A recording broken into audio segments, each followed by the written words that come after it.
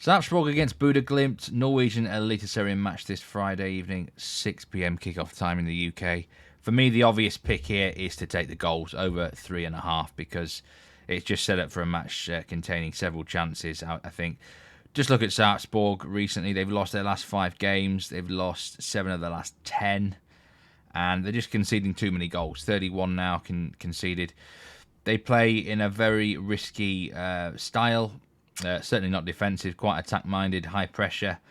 And like I say, they've made a few too many mistakes. The previous league meeting was only a few weeks ago, ended 4-1 to Bodø Glimt. But Sarpsborg did have chances in that game.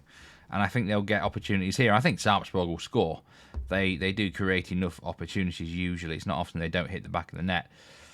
Bodø Glimt obviously have been in magnificent form. They've won their last 5 in the league. 7-0 victory against Odd last week. They do have a massive Champions League qualifying game against Dinamo Zagreb coming up this Wednesday, though.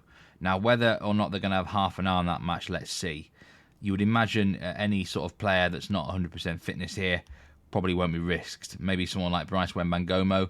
You might want to check the team sheet, to be honest with you. Even someone like Pellegrino might be rested. Who knows? But I mean, they've got enough squad depth as it is, and I feel like they're in a phase where they're just going to keep playing their best players in both domestically and in Europe.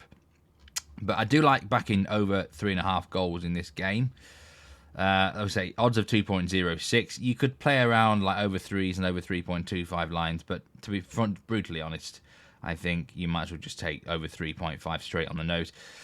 Glimt are not a bad price to win straight up either, 1.81. That you could do far worse than betting on Bodø Glimt to win the game. But just look at this, over under 3.5 goal line.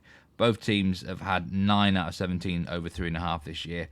You've got generally a good chance, I think, of at least 4 goals in this game.